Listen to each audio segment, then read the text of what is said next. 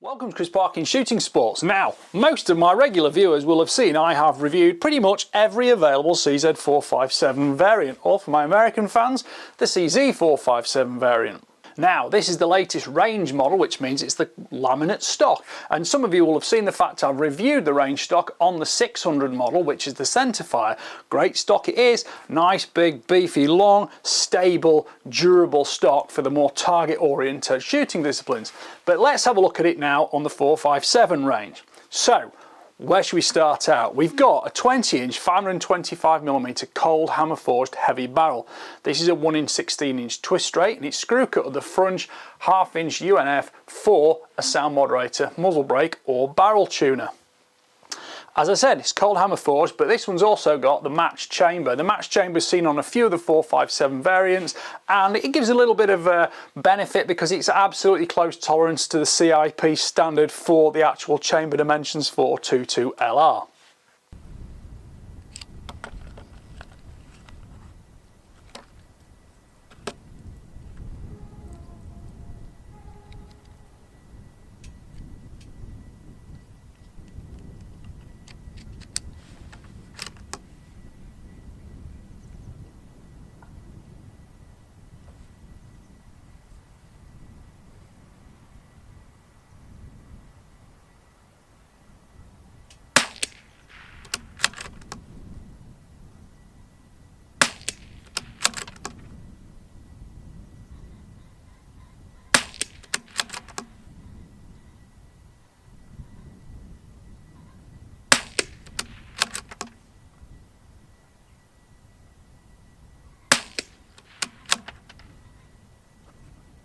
Now, this is a standard 457 action. The 457 actions will take any of the 457 barrels in either 22LR, 22WMR, 17HMR. So you can change that if it's necessary, and I've done a video on that. I'll link that on screen now. This one's actually in the laminate stock and it's got a couple of bedding pillars on it, and I've had it in and out the stock and it fits in very, very well with no bedding stress whatsoever, so I'm very impressed with that. There's also a steel recoil lug at the back to hold everything in position too. When you tighten down the two action screws on the bottom, they come into position and just go click on the torque wrench. There's no bendiness, no squishiness or anything.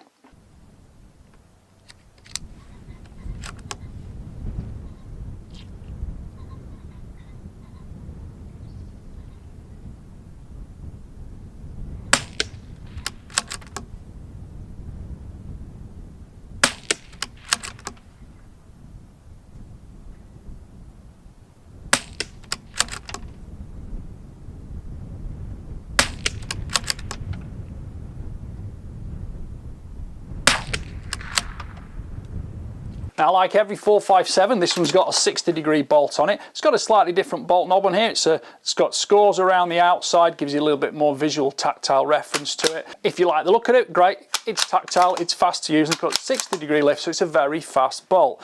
There's a 2-position safety catch on the back here, which is forward for fire, rear for safe. It doesn't lock the bolt, but most rimfires don't either. On the left side, there's a bolt release catch there, so that allows us to take the bolt out. Now, I've gone through this in mega detail before, but the 457 bolt's been specifically designed by CZ to be more long-term durable. And the reason really I can say for that is because if you decock it, if I show you that in detail there, you can see that the firing pin here has a big flat top on it. Now that hits the back end of the barrel, not the edge of the chamber. So it means you're not going to damage the chisel tip of the firing pin and you're always going to get a good strike. The striker on this is also lightweight to reduce the amount of lock time on it and give you a very fast trigger response on the rifle to benefit accuracy. As you can see, it's very easy to take in and out, no problem at all with that there. On the front, you can see the 2 extractor claws, left and right, and of course it's like any rimfire, it's manual ejection, so as that comes back it flips over the ejector and that flings the brass out to the right hand side. Let's have a look at the magazine. Normal CZ457 magazine system, this is obviously the short one for the 22LR. You can see there's a spacer in here, and if you do have one of these rifles in 17HMR, that spacer comes out when you swap the barrel for it. CZ magazines, this one's a polymer. There are also some older steel versions, but these are available in 5, 10, 15, and you can have a 25 round CZ magazine as well, so you've got lots of options there. The trigger is a single stage unit, got curved steel blade here. There's plenty of space in the trigger guard for when you're shooting in the colder weather with gloves on. It's not been that cold at the moment here, it's 5 degrees centigrade, but you can, if you are in cold weather, put that on. That trigger guard is a 2-piece unit, comes off, it's metal as well, so that comes off when you release the action screws on the bottom here.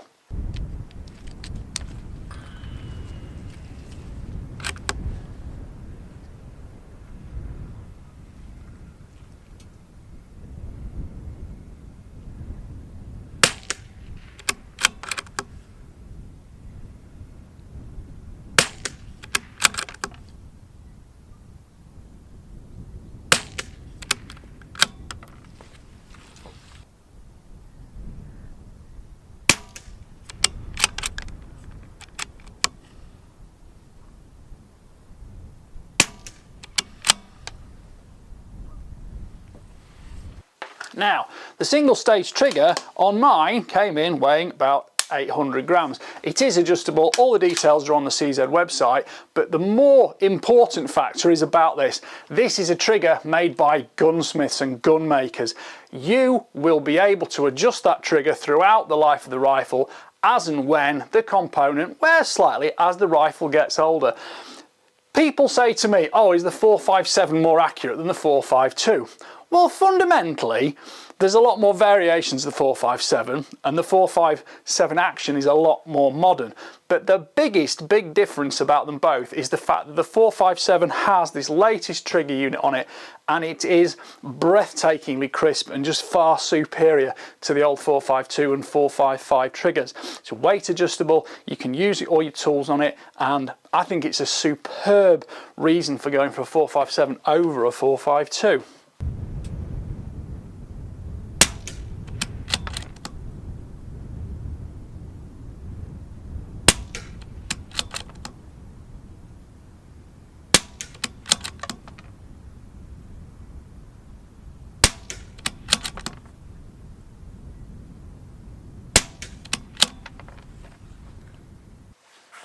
So we've pretty much seen the mechanics of the rifle, and let's talk about the stock. Well, as you can see, it's a heavy laminate stock, beautiful colour, it's like a dark sort of camouflage pattern perhaps, heavy forend, it's a big beaver tail forend, it's got cooling vents on the underside, not that you're going to generate too much heat with a 22LR, but of course that does save a little bit of physical mass as well. The barrel is fully free floated and it's stiff in the forend, so you're not going to have any intermittent problems with barrel contact. Similarly, if you put that in a tripod setup with a clamp on it, you're not going to get any point of aim shifts either. Now, looking at the forend, we've got a little bit of stippling on the top sides here, just to add a little bit of a visual cue on your fingertips if you're shooting it from that position. But of course, most people are going to shoot a rifle like this, supported, prone, tripod sticks, things like that. Now, you've got on the front 2 regular sling swivel studs, one for the bipod, one for a sling if you want to, but it's also got on either side quick release slud anchor points, so you can use a biathlon sling, and those are of course repeated at the back end of the rifle too. That is for a super comfy carry if you've got to carry a heavier rifle like this. Okay, it's not a specifically hunting 22LR, it's more of a range gun, hence the name, more of a target gun, but of course it will shoot pest control brilliantly well. You just got to accept the fact it's a little bit heavier, a little bit more weight to move around.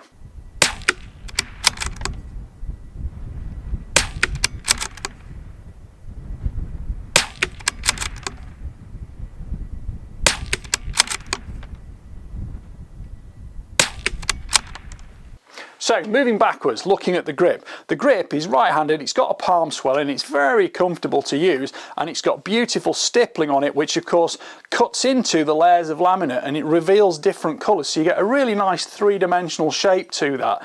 And because it's round here on that side, so your fingers wrap onto it too. You can of course shoot it thumb over the top or thumb vertical like that, and it's all up to your personal preference.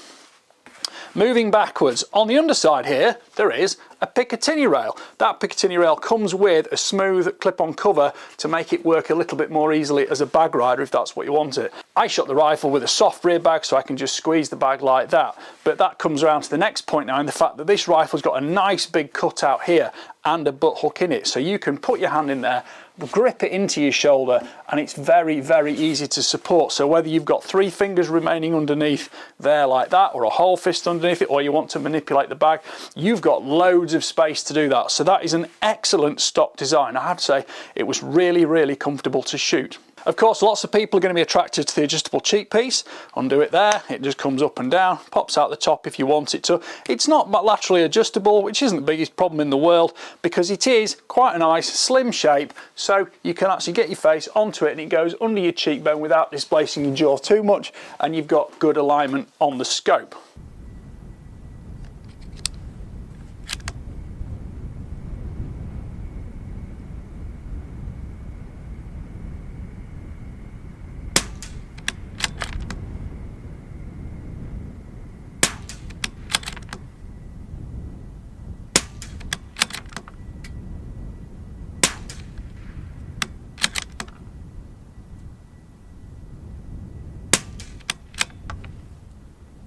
Scope mounting is regular dovetail rails. You can, if you want to, put a Picatinny rail on it. CZ do obviously make that as an accessory.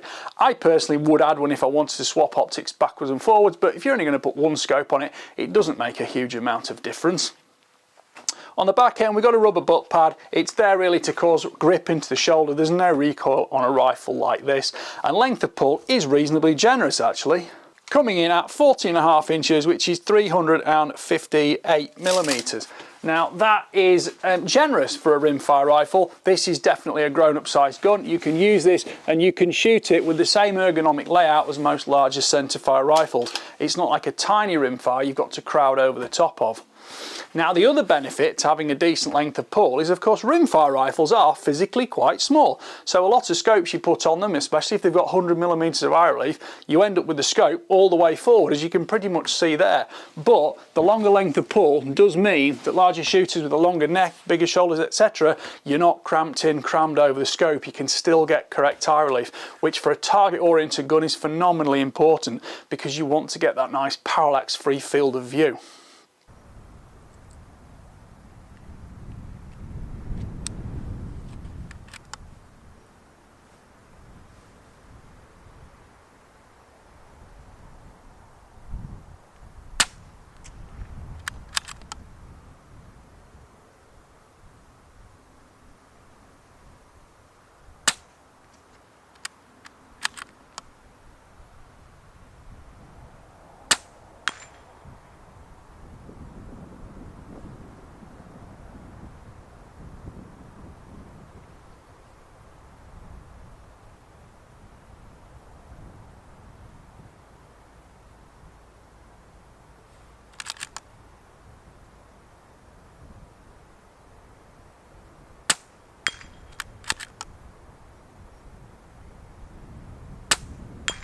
Now, I've had a 457 LRP for over 5 years now, and it is still as good as new, and that reflects well on the fact that CZ use this nitride coating for the barrels and actions, and it keeps them in tip-top condition. The finish is totally smooth, and you do get a really nice looking rifle, which has, in my experience, remained exactly that way through fair weather and foul, hot temperatures, cold temperatures, fog, wind, snow, ice, everything. So I'm very, very happy and can be completely reassured about that.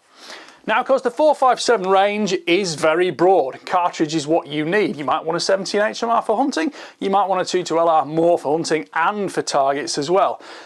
None of the actions, I would say, are fundamentally any more accurate than the others. The barrels and the stocks make a bigger difference, and the barrels themselves, I wouldn't say, are horrendously, massively different to each other. The biggest difference you will get with any 457 you choose is the stock or furniture or however you want to call it, and how that ergonomically adapts to your everyday shooting style.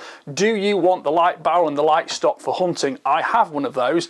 Do you want the heavy barrel and the heavy stock for target shooting? Well, here's one, and I've got one of those as well because I've got 457 LRP. Now, this is a superb stock for actual precision shooting.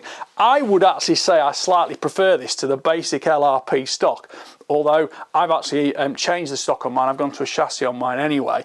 So this is perhaps the nicest stock of them all if you want the heavy barrel and you want the precision shooter. Maybe not for the PRS because you might want the MDT stock for that and the longer barrel too. But if you want to shoot on steel targets at longer distances, well, isn't it a lovely looking thing? And it is, I have to say, possibly the loveliest looking of the 457 stocks because it combines all the mechanics and ergonomics of the heavy Varminter style rifle with that really nice look of the traditional, well, timber. Yeah, it is, it isn't, it's not really timber, is it? It's laminate, so it's birch laminate. And that gives you a nice difference in colour between the blues and the browns on here, which I think is very visually appealing as a rifle. Finish on the stock is totally smooth. It's been absolutely perfect throughout the rifle fit and finish, and I can't say anything negative about it at all, to be honest.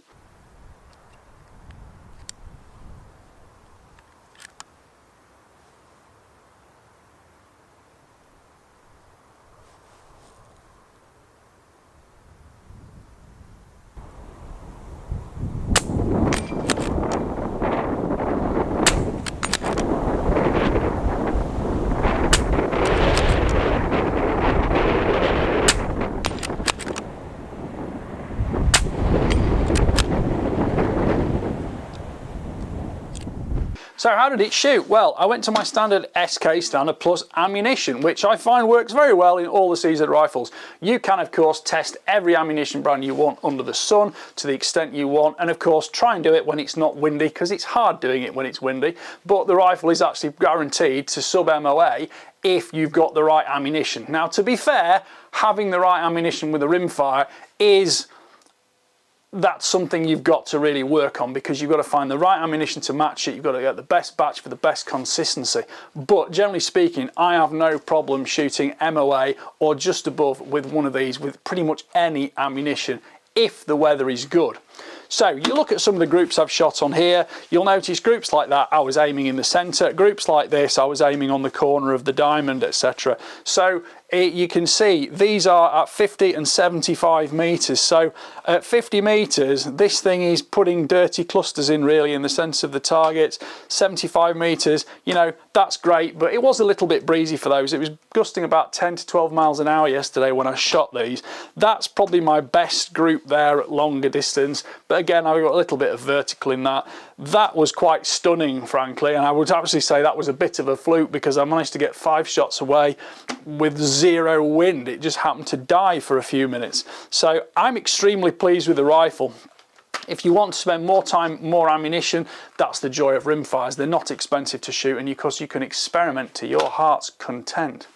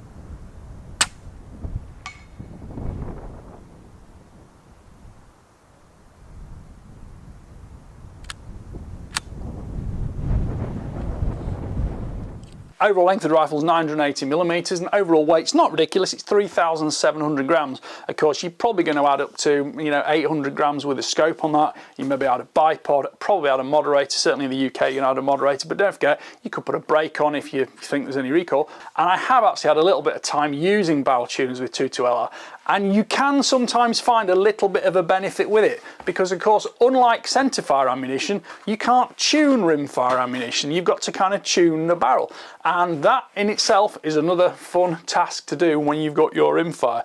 But don't forget, have fun shooting. The great joy of the rimfire is you don't need a huge amount of space to enjoy stretching out the distances to 150, 200, 250 meters, maybe even further, depending on whether you've got enough elevation travel in your optic.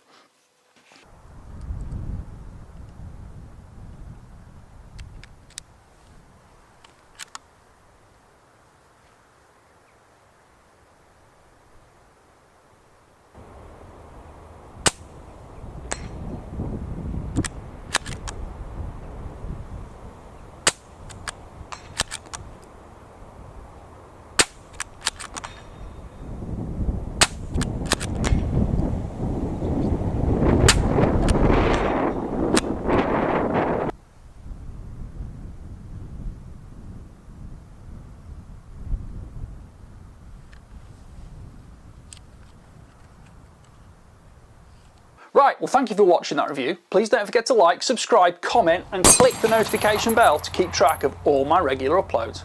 Thank you to Sportsman Gun Centre for sending the 457 range. Current price in the UK is £1,201.99. I think it represents an excellent rifle at not a ridiculous price, and I've had a great fun time shooting it, and we'll probably be shooting it again tomorrow if it stops raining.